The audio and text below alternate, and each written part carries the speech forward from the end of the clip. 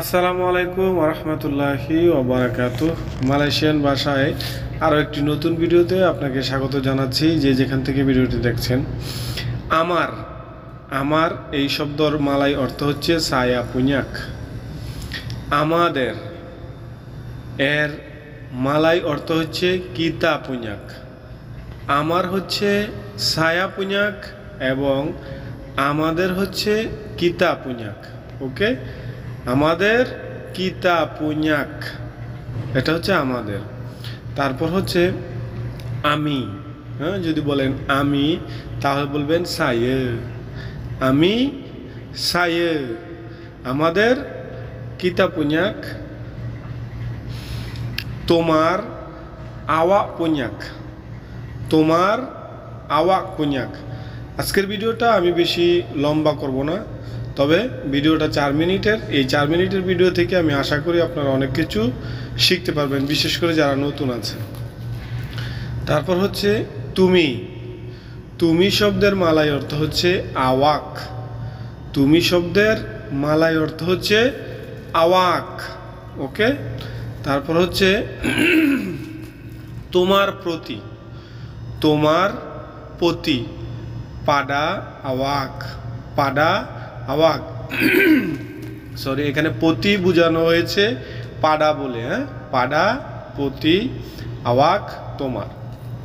তারপর হচ্ছে তোমার প্রতি, যেটা আমি বললাম একটু আগে, তোমার প্রতি পাডা আওয়াক। যদি বলেন আমার প্রতি, তাহলে বলবেন পাডা সাইয়ে। পাডা সাইয়ে, আমার প্রতি। তোমার প্রতি পাডা আওয়াক।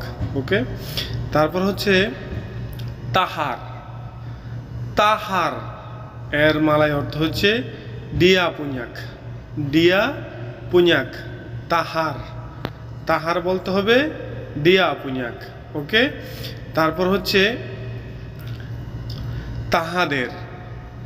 তাহার হচ্ছে ডিয়া পুঞ্জাক, তাহাদের হচ্ছে মেরেকা পুঞ্জাক। একজন, দুইজন, তিনজন যদি হয়, তাহাদের যদি বুঝান তাহাদের, তাহলে বলবেন মেরেকা পুঞ্জাক। ওকে, তারপর হচ্ছে তাহার প্রতি। আমরা যদি বলি তাহার প্রতি, পাডা ডিয়া, আমরা কি বলবো?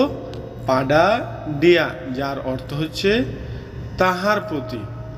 তাহার প্রতি পাডা ডিয়া। এখানে পাডা শব্দের অর্থই হচ্ছে প্রতি। যে কোনো কারো প্রতি যদি বলেন যে আমার প্রতি পাডা সাইয়া, তাহার প্রতি পাডা ডিয়া, তাহাদের প্রতি, তাহলে বলবো পাডা মেরেকা। পাডা মেরেকা, তাহাদের প্রতি।